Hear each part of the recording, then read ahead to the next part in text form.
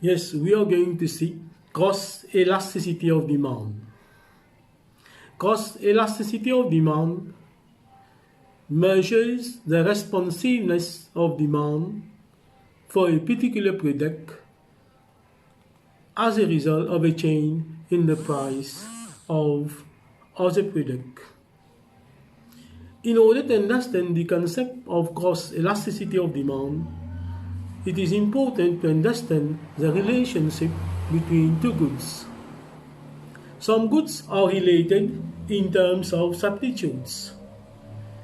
Some goods are related in terms of complements. And some goods are not related at all. Substitutes are goods which can be replaced by one another. Tea and coffee are substitutes. A change in the price of tea will automatically affect the demand for coffee. If the price of tea rises, tea will become expensive. Some of the consumers buying tea, they will stop to buy tea and they will shift to buy coffee. The demand for coffee will increase.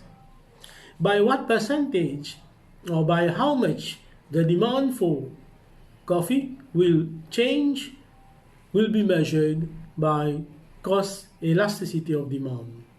Cross elasticity of demand measures the percentage change in demand for a particular product, good X, as a result of a change in the price of a related goods, good Y. So if there are substitutes, the coefficient of cross elasticity of demand will be positive. So it will apply for goods which are substitutes. Complements. Coal and petrol are complements. A change in the price of petrol will automatically have an impact on the demand for cars. If the price of cars falls, what will happen to the demand for petrol?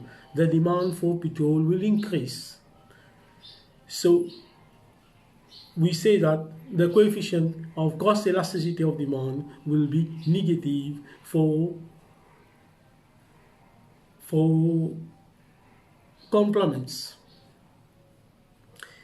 In case the coefficient of cross elasticity of demand is 0, that is, the goods are independent, that is, they do not have any substitutes or complements. So in this case, the coefficient of cross elasticity of demand will be 0. Now let us see how a businessman or a firm will use cross elasticity of demand in order to maximize revenue. If cross elasticity of demand, that is, a coefficient of cross elasticity of demand, is positive, it implies that it has many substitutes. So in this case, demand will be elastic. In order to raise revenue, the firm will have to reduce prices.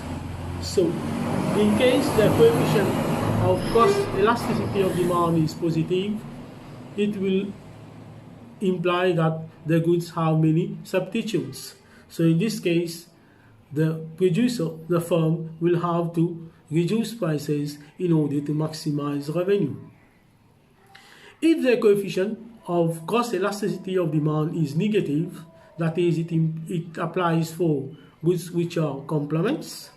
So in this case, in order to maximize revenue, the firm will have to reduce the price of the lower complements in order to increase the demand for the expensive complements. For example, if the price of petrol falls, the demand for cars will increase. So in this way, the firm can maximize revenue. In case the coefficient of cross elasticity of demand is 0, that is, the goods are not related at all, that is, the goods do not have any substitutes or complements. So in this case, the firm will enjoy a monopoly power. Therefore, it can raise prices in order to maximize revenue. Now let us see the example how to calculate cost elasticity of demand when goods are substitutes and when goods are complements. Now, if price of tea rises by 10% and demand for coffee increases from 5,000 to 8,000, calculate the cost elasticity of demand. So we have to use a formula, change in quantity over original quantity. Then the change in quantity, site mill to with mill, change in quantity par mill, original quantity, site mill, donc ça nous donne 60%. Now we have to apply in the formula, cost elasticity of demand is equal to percentage change in demand for good X over percentage change in demand for percentage change in price for good Y. So this one, change in price has already been given. We just have to replace in the formula, and then we have calculated 60% change in quantity. So we divide, then we get 6. This coefficient is positive, therefore it applies for substitutes goods. If price of cars rises by 20% and demand for petrol decreases from 5 milliliters to milliliters, calculate cost elasticity of demand. Again, we have to apply the formula, change in quantity over original quantity, change in quantity 5,000 liters to milliliters, change in quantity 4 mil, therefore negative 4 mil, and then change in original price, original quantity 5 mil, then we get 80%. We replace in the formula cost elasticity of demand, percentage change in demand 80%, change in price has already been given 20%, therefore we get negative 4, therefore this is negative 4. Okay, this is complements. So here we are, how to calculate cost elasticity of demand for substitute goods and for complements. Later on, we will come with more computation on cost elasticity of demand.